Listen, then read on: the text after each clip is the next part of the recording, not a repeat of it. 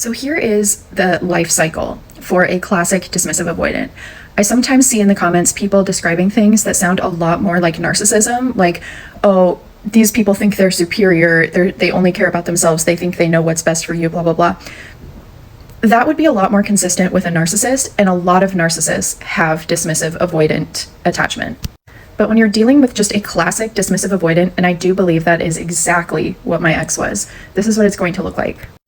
Dismissive avoidants at their core long for connection. They want to be with someone. They have all those same feelings that everybody else does. So when they first meet you, they truly believe that you're going to be like the solution to all their problems, and they are so excited to get into the relationship.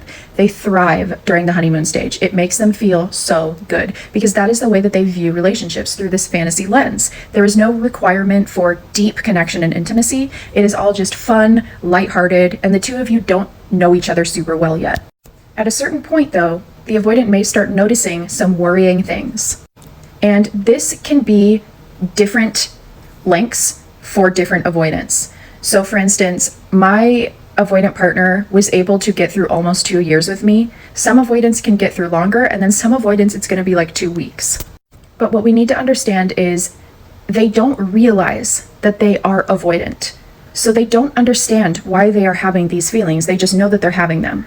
So when they're noticing worrying things, what they are noticing is that you are expecting things from them, right? It's starting to get more committed and intimate. Maybe you are sending them texts, or you are having conversations with them, asking them to be more consistent with their time, or asking them to be there for you, in a more intimate way, whatever it might be. They start to notice these things. So they may try to correct their behavior, okay? And they may try to correct it a whole bunch of times and that's the experience I had. Because I would tell him something, he would try to correct it and work on it, and then it would kind of inevitably go back to how it was, because an avoidant is always going to prioritize their independence. And I just didn't realize that. So it was always kind of going back to him being like hyper independent, and then the thing would inevitably get brought up again. So the more and more times that is happening, the more and more disconnected they're becoming. They then reach a point in the relationship where they are starting to process the breakup, and you have no idea. This is what we would call like them having one foot out for a while now. When they say something like that, what they're essentially, and we take it personally, but what they're essentially letting us know is that for a while now, they have been processing the end of this relationship because they have started to feel like they can't make us happy. The thing that is difficult to understand about avoidance is that they can separate you from the relationship as a whole. So they can still love you, care for you, miss you, have a craving to be with you, but not want to be in a relationship because it scares them. So when they finally do abruptly leave the relationship, they have already processed the end of the relationship for a while now. You just didn't know. So it feels abrupt to you, but to them, they've been thinking about this for a while. They knew this was coming. Now, here's what's going on in their head. Most likely, they're not leaving the relationship because they don't like you. They likely still love you and still care for you, but they feel like they cannot be in a relationship.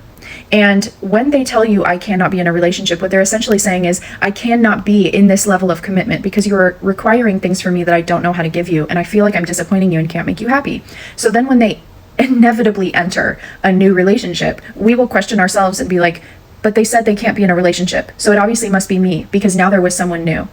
The reality is it's not about us. When they jump into a new relationship, it's because they are craving that honeymoon stage. They don't view relationships in a realistic lens. They want to thrive in that honeymoon stage where there is no requirement for deep connection and intimacy. They can just sit back, relax, and have fun. And because they are feeling so much pain from the ending of your relationship, they want to fill that void with someone else. But again, they don't connect all these dots. They don't realize that that's what's going on. They will begin to tell themselves that it's just this relationship that isn't working for them, and that maybe there really is the perfect partner for them out there. But they won't always jump into a new relationship, and I'm not sure, but I don't think that my ex did. I think that he had been communicating with someone, but I think the feelings that were coming up for him when he was communicating with her were scaring him because he was feeling something for this person, which scared him because he was in a relationship with me. But the reason he was feeling things about that person had nothing to do with me or that person. The reason he was feeling those things is because he was longing for that unrealistic honeymoon stage feeling again, because he was feeling so overwhelmed with the way that things were going with me.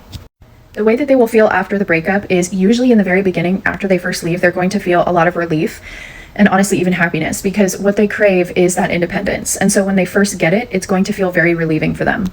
But the more that you pull away, you go no contact, you kind of just like start to move on, the more that it will actually start to like materialize that you are actually gone.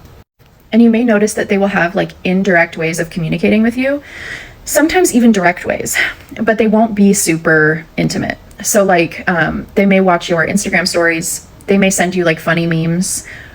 If you reach out to them, they may respond. I know that there was a point that my ex, there were a couple things. At first, he had to change his number because he got a new phone, and he sent me his new number after the breakup. And then another time he messaged me saying, I really do miss you. I just can't be in a relationship and I don't know what to do. There were also a couple times where I had reached out to him, just sending like something funny or whatever, and he responded. And the responses were not lengthy and they were not connected by any means, but he did respond. You know what I mean? There is a part of them that deeply misses you, that is like leaving that door open, but they also know that they can't give you what you want. And there's a huge part of them that feels like they don't like the person they became in the relationship, and the person that they became in the relationship is also someone that they don't even know. So like they're starting to feel like they've lost themselves. There is a high likelihood though that they really are agonizing over the relationship ending, but they will often just repress these feelings, and they won't really start feeling it strongly until they feel that you've actually moved on.